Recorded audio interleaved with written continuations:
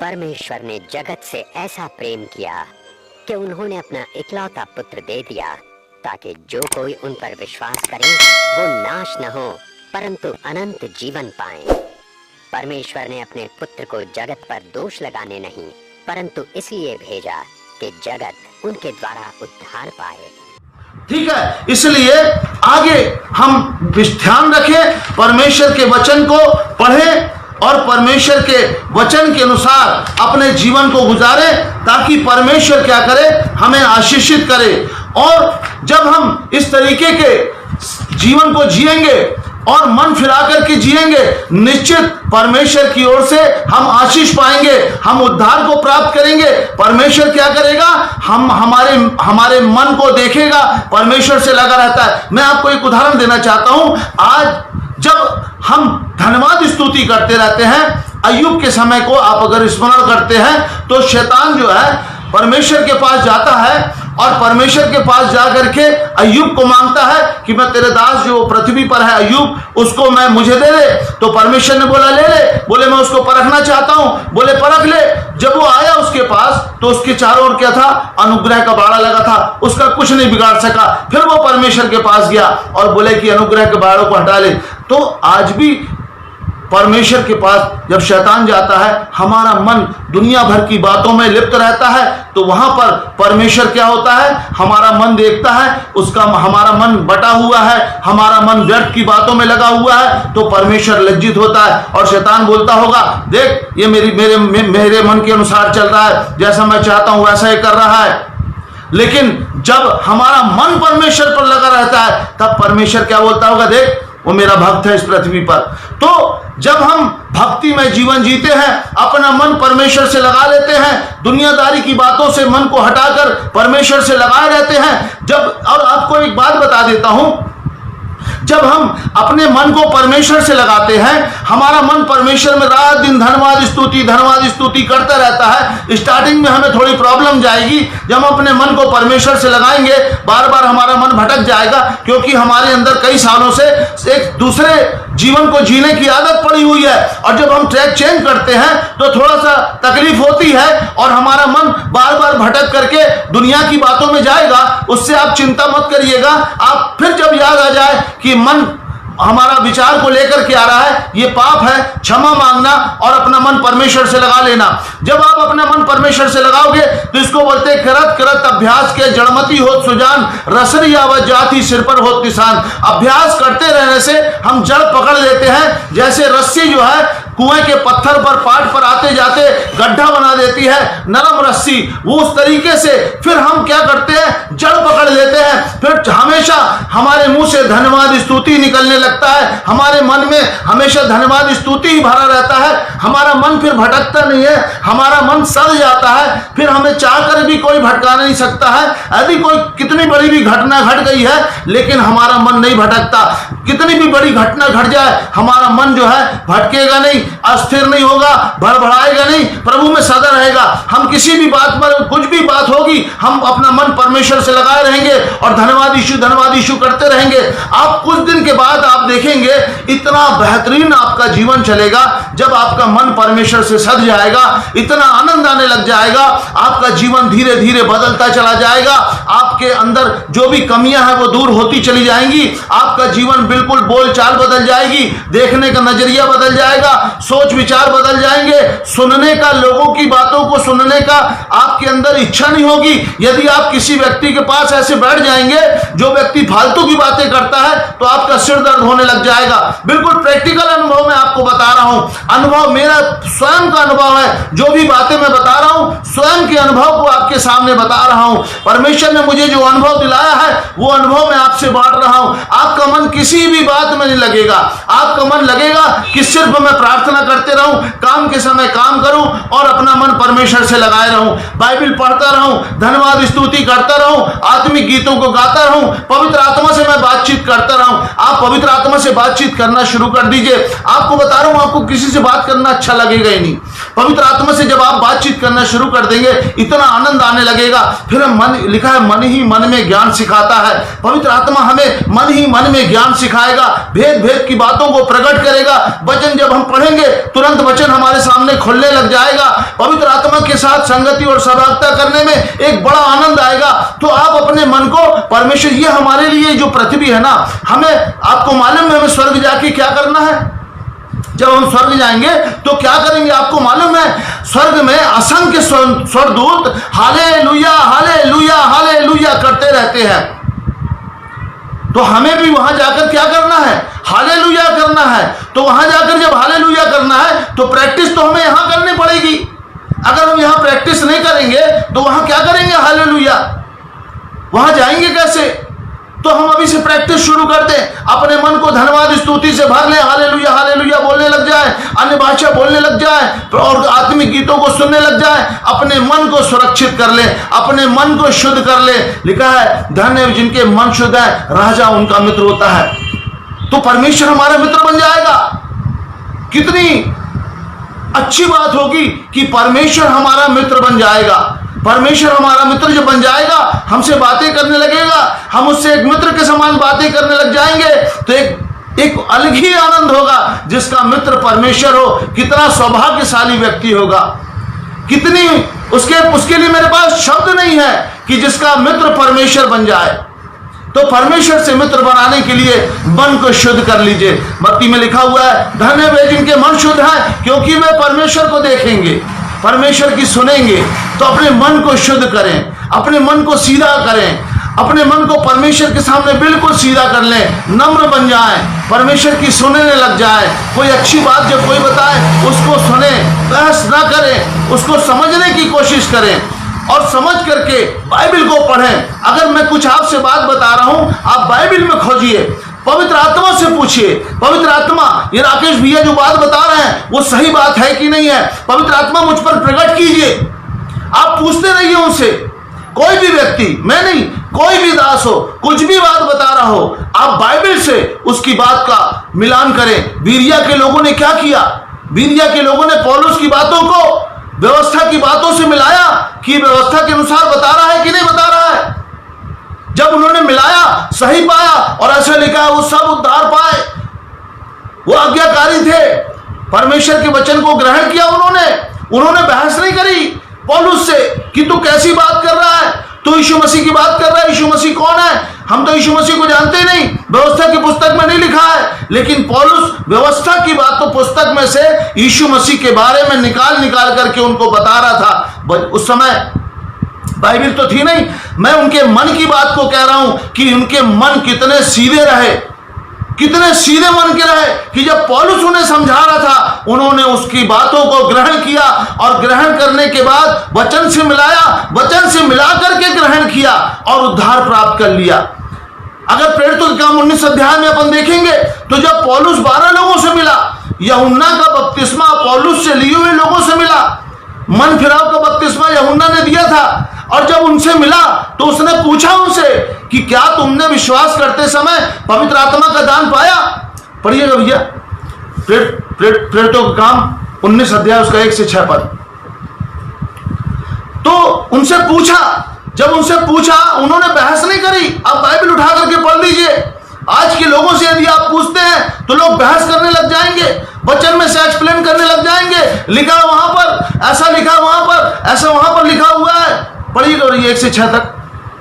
जब अपोलोस कुरिन्थुस में था तो पौलुस ऊपर के सारे प्रदेश से होकर इफुसुस में आया। वहां कुछ चेलों को देखकर उससे कहा क्या तुमने विश्वास करते समय पवित्र आत्मा पाया? उन्होंने उससे कहा हमने तो पवित्र आत्मा की चर्चा भी नहीं सुनी। उसने उनसे कहा, तो पौलुस ने उनसे कहा, तो फिर तुमने किसका बपतिस्मा लिया? उन्होंने कहा यूहन्ना का बपतिस्मा लिया। पौलुस ने कहा यूहन्ना ने यह कहकर मन फिराव का बपतिस्मा दिया कि जो मेरे बाद आने वाला है, मेरे बाद आने वाला है, उस पर अर्थात यीशु पर विश्वास करना। यह सुनकर उन्होंने प्रभु यीशु के नाम में बपतिस्मा लिया। जब पौलुस ने उन पर हाथ रखे तो पवित्र आत्मा उन पर उतरा और वे भिन्न भाषा बोलने और भविष्यवाणी करने लग गए। अब आप इस वचन को मिलाइए 1 से लेकर 6 तक में। उनसे पौलुस, वो यूहन्ना के चेले थे, यूहन्ना का बपतिस्मा पौलुस से लिए हुए थे, मन फिराव की टीचिंग प्राप्त की हुई थी उन्होंने, उनका मन बिल्कुल फिरा हुआ था, लेकिन उन्हें पवित्र आत्मा की चर्चा तक नहीं सुनी थी, यीशु की चर्चा तक नहीं सुनी थी उन्होंने। वो यीशु को जानते भी नहीं थे, पवित्र आत्मा को जानते भी नहीं थे, लेकिन उन्होंने परमेश्वर के दास पौलुस की बातों को ग्रहण किया। उनका मन फिरा हुआ था, उन्होंने किसी भी प्रकार की कोई बहस नहीं करी। आज बहुत सारे डिनोमिनेशन के लोग हैं, आपको बहस करते मिल जाएंगे, आपको अपनी शिक्षा देते मिल जाएंगे, आपको अपने तरीके से समझाते मिल जाएंगे, दुनिया की डॉक्ट्रिन्स को ले आकर के मिला करके इधर से उधर से वो सिद्ध कर देंगे कि तुम्हारा उद्धार हो चुका है। लेकिन जो 12 लोग थे यूहन्ना का बपतिस्मा लिए हुए अपोलोस से, उनके मन कितने सीधे थे। मैं कई बार इस बात को सोचता हूं कि वो वाकई में कितने भले मनुष्य थे कि उन्होंने उसकी बात को ग्रहण कर लिया, और जैसे ही ग्रहण कर लिया परमेश्वर ने क्या किया, उन्हें अपनी आत्मा से, जैसे ही पौलुस ने उन पर हाथ रखे परमेश्वर ने उन्हें अपनी आत्मा से भर दिया। उनके मन सीधे थे बहुत, वो बिल्कुल सीधे मन के थे, क्योंकि बाइबल कहती है परमेश्वर मन को खोजता है और हृदय को जांचता है, और ताकि प्रत्येक जन को उसकी चाल चलन के अनुसार अर्थात उसके कामों का प्रतिफल दूं। पवित्र आत्मा उन्हीं को देता है जिनके मन सीधे रहते हैं, जिनके मन हठीले रहते हैं उनको पवित्र आत्मा नहीं मिलता। पढ़िएगा ब्रदर। हम इन बातों के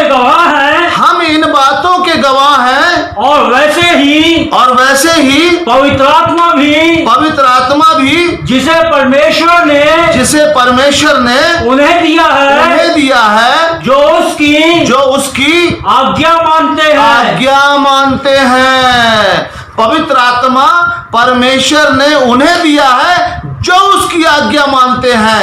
उन 12 लोगों ने पौलुस की आज्ञा को माना, उनका मन बड़ा नम्र था, फिरा हुआ था मन, परमेश्वर के प्रति डिवोटेड थे। जो यूहन्ना ने उनको बपतिस्मा देने वाले ने सिखाया था, उस बात को लेकर के वो चल रहे थे मन फिरा करके। यूहन्ना ने उन्हें बताया था कि किसी के साथ अन्याय मत करना, अगर तुम सिपाहियों को बोले जितना तुमको तनख्वाह मिलती है उसी में संतोष करना, किसी से घूस मत लेना, यदि तुमसे कोई कुछ मांगे तो उसे दे देना, तुम्हारे पास यदि खाने को है और सामने वाले के पास नहीं है तो उसे भी दे देना खाने को। उसने उन्हें मन फिराव सिखाया था, कैसे मन फिरा करके समर्पित करके अपने जीवन को चलना है, और वो 12 लोग मन फिराए हुए थे।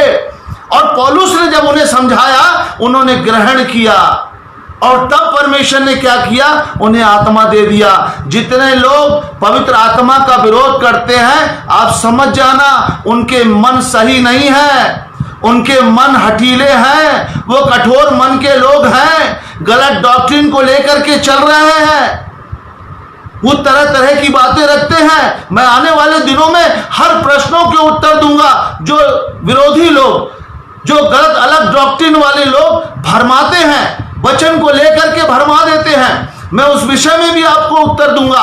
बहुत सारे प्रश्न हैं, मैंने उन सारे प्रश्नों को झेला है। जब उन्होंने किया थोड़ी देर के लिए मैं शॉक्ड हुआ, फिर पवित्र आत्मा ने मुझे उनके उत्तर दिया, और मैं आपको भी बताऊंगा। आप हमारे साथ जुड़े रहें, ज्यादा से ज्यादा लोगों को जोड़ें, और ज्यादा से ज्यादा लोग जब जुड़ेंगे, ज्यादा से ज्यादा लोग सीखेंगे, और इन वीडियो को आप ज्यादा से ज्यादा लोगों को शेयर करते रहें, लगातार करते रहें, शेयर ग्रुपों में शेयर करें, अपने फ्रेंड्स लोगों को शेयर करें, फेसबुक में, व्हाट्सएप में शेयर करें, ताकि बहुत सारे लोग आशीषित हों और छुटकारा पाए, गलत शिक्षाओं से बाहर निकलने पाए, उनके मन सीधे हो जाएं, ताकि वो अपने मन को सीधा कर ले, ताकि वो परमेश्वर के पास जा सके, आत्मा से भर सके, स्वर्ग जा सके, नहीं तो वो नाश हो जाएंगे। मन जो है सबसे अधिक महत्वपूर्ण अंग है हमारे जीवन का। इसके बाइबल में साफ लिखा है, सबसे अधिक अपने मन की रक्षा कर, क्योंकि जीवन का मूल स्रोत यही है। जीवन का मूल स्रोत, इस जीवन का भी और उस जीवन का भी मूल स्रोत हमारा मन है। इस मन को हमें बहुत सुरक्षित करने की आवश्यकता है। और दूसरे धर्मशास्त्र भी कहते हैं, मन के साधे सब सदे, सब साधे सब जाए। बहुत सारे लोगों ने अलग अलग ढंग से अपने मन को साधना चाहा, लेकिन वो जेल पड़े हुए हैं, अपनी आदतों को छोड़ नहीं पाए, अपनी जीवन को बदल नहीं पाए, उनके अंदर से क्रोध नहीं जा पाया, वैमनस्यता नहीं जा पाई, व्यभिचार नहीं जा पाया, क्योंकि जिससे उन्होंने अपने मन को साधा वो उस लायक नहीं थे कि उनके मन को उनके जीवन को बदल दे।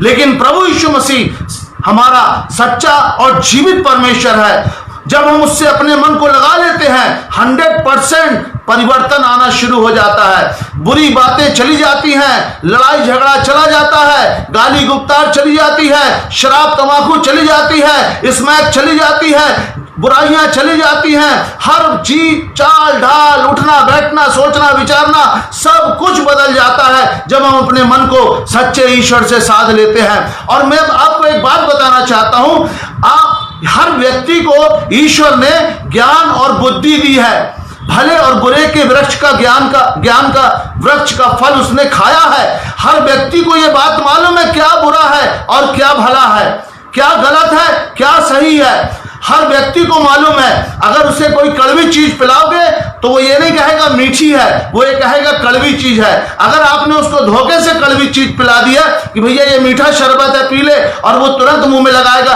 तो वो कहेगा तुम मेरे को धोखा दे रहे हो, तुमने मुझे कड़वी चीज पिला दी है। हर व्यक्ति समझदार है, बुद्धिमान है, और हर व्यक्ति के पास अवसर है कि वो इस जीते जी ईश्वर को ढूंढ ले, ईश्वर से अपने मन को साध ले और ईश्वर को टेस्ट कर ले। हर व्यक्ति के पास अवसर है जब तक वो जीवित है, लेकिन उसके बाद कोई अवसर नहीं है। पुनर्जन्म नहीं होता है, दोबारा जन्म नहीं होता है। आज से कई हजार साल पहले बहुत लोग आए, बड़े बड़े प्रतिष्ठित लोग आए, मर गए, खप गए, लेकिन आज तक दोबारा जन्म नहीं लिया।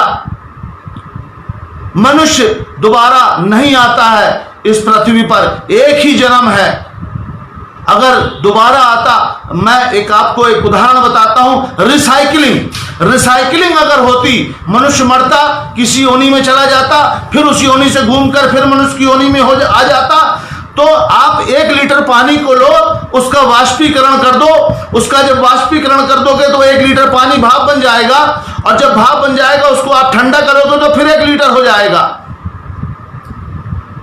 अगर रिसाइकलिंग होता तो 1 लीटर ही रहता। हम भी अगर रिसाइकलिंग होते तो 125 करोड़ नहीं बन पाते। आज तक 135 करोड़ हो गए भारत देश में अब तक। ये बढ़ रहे हैं, रिसाइकलिंग नहीं हो रहे हैं, जा रहे हैं और आ रहे नहीं है। हम बढ़ रहे हैं, मल्टीप्लाई हो रहे हैं। दोबारा जन्म नहीं है। दोबारा जन्म होता तो जब शुरुआत में जो संख्या थी, मान के चलो 1 करोड़ थी, तो 1 ही करोड़ रहती,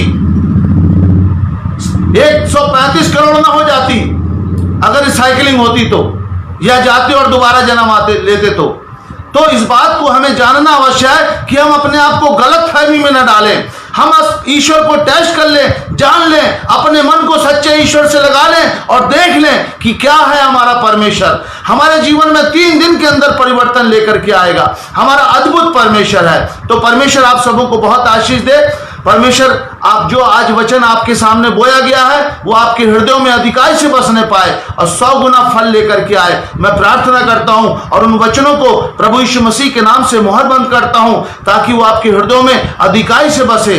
परमेश्वर आप सबों को बहुत आशीष दे।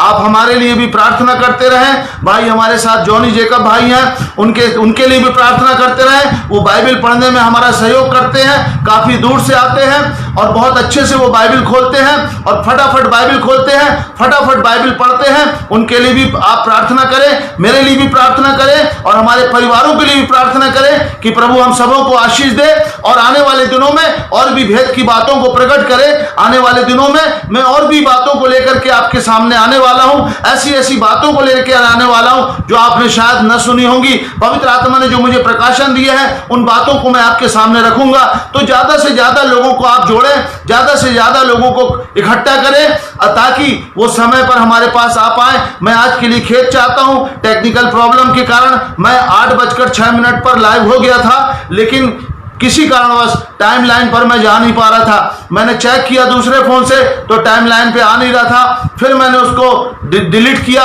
फिर दोबारा लाइव हुआ, फिर नहीं आ रहा था। फिर काफी प्रयास करने के बाद 8:30 बजे के बाद मैं लाइव हो पाया। उसके लिए मैं आपसे क्षमा प्रार्थी हूं। कल मैं बिल्कुल सही समय से आपके सामने आऊंगा।